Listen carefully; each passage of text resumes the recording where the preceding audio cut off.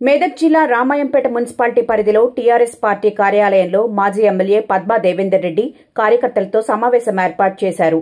అనంతరం వారు మాట్లాడుతూ టీఆర్ఎస్ పార్టీ బలపరిచిన వ్యక్తులకు టీఆర్ఎస్ పార్టీ ఖచ్చితంగా అండగా ఉంటుందని తెలిపారు. ఎలక్షన్ అన్న తర్వాత ప్రజాస్వామ్యంలో జరుగుతున్న ఎలక్షన్ ప్రజా సమక్షంలో జరగాలన్నారు. అధికారులు ఎక్కడా కూడా ఎలక్షన్ ఉల్లంఘన జరగకుండా చూడాల్సిన బాధ్యత ఉందని పేర్కొన్నారు. అనేక ప్రలోభాలకు గురి చేయాలని ప్రభుత్వం చూస్తోందని, ప్రజలు ప్రజాస్వామ్యబద్దంగా ఓటు హక్కును వినియోగించుకోవాలని ప్రజలకు సూచించారు. నిజాంపేట మండలం కేంద్రానికి శ్రీకాంత్ గౌడ్ గత 20 సంవత్సరాలుగా కాంగ్రెస్ పార్టీ చురుకైన కార్యకర్తగా పనిచేసిన ఆయన కాంగ్రెస్ పార్టీని వీడి బీఆర్ఎస్ పార్టీలోకి మాజీ ఎమ్మెల్యే పద్మా దేవేందర్ రెడ్డి సమక్షంలో బీఆర్ఎస్ కండువా కప్పి పార్టీలోకి ఆహ్వానించారు. నిజాంపేట బీఆర్ఎస్ పార్టీ సర్పంచ్ అభ్యర్థిగా ప్రకటించారు. ఈ సందర్భంగా ఆయన మాట్లాడుతూ గత 15 సంవత్సరాల నుండి కాంగ్రెస్ పార్టీలో చురుకైన కార్యకర్తగా పనిచేస్తూ ఉన్నానని, కాంగ్రెస్ నాయకుల కార్యకర్తల మద్దతు లభించకపోవడంతో బీఆర్ఎస్ పార్టీలోకి చేరడం జరిగిందని చెప్పారు. బలపరిచిన వ్యక్తులకు డెఫినెట్గా బీఆర్ఎస్ పార్టీ అండగా ఉంటుంది. ఎవరు కూడా భయపడాల్సిన అవసరం లేదు. ఎలక్షన్ అన్న తర్వాత ప్రజాస్వామ్యంలో జరుగుతున్న ఎలక్షన్స్ కాబట్టి ఎలక్షన్స్ ప్రజాస్వామ్య పద్ధతిలో జరగాలి. అధికారులు కూడా మరి ఎక్కడ ఎలక్షన్ ఉల్లంఘనలు జరగకుండా చూసుకోవాల్సిన బాధ్యత ఉంటుంది. మరి అనేక ప్రలోభాలకు గురి చేయాలని కూడా ప్రభుత్వం కుట్రలు చేస్తూ ఉంది.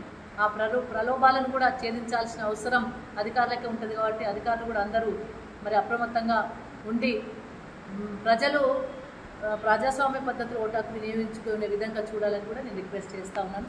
మరి బీఆర్ఎస్ పార్టీకి మంచి బలం ఉంది. ఈ నియోజకవర్గంలో మంచి మెజార్టీ సీట్లు కూడా డెఫినెట్గా బీఆర్ఎస్ బలపరిచిన వ్యక్తులే గెలుస్తారు. దానిలో ఎటువంటి సందేహం లేదు.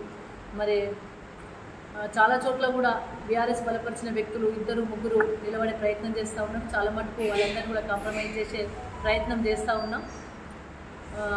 అదేవిధంగా మరి ఈ నియోజకవర్గానికి సంబంధించి ఎవరెన్ని కుట్రలు చేసినప్పుడు కూడా మరి గతంలో 15 సంవత్సరాలుగా మరి ఈ నియోజకవర్గంలో బీఆర్ఎస్ పార్టీ బలమైన శక్తిగా ఎదిగింది.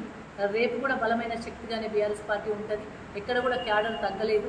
క్యాడర్ అదేవిధంగా పనిచేస్తూ ఉంది. క్యాడర్ కమిట్మెంట్తో పనిచేస్తూ ఉంది బీఆర్ఎస్ పార్టీ. కాబట్టి తప్పకుండా ఈ ఎన్నికల ద్వారా బీఆర్ఎస్ శక్తి కూడా బయటపడుతుందని చెప్పి తెలియజేసుకుంటూ ఇప్పుడు మరి నిజాంపేటకు సంబంధించిన ఏదైతే ఎన్నికల బరిలో నిలవడం కోసం మనము శ్రీకాంత్ అనే క్యాండిడేట్ను మనం బరిలో నిలబెట్టబోతా ఉన్న బీఆర్ఎస్ పార్టీ.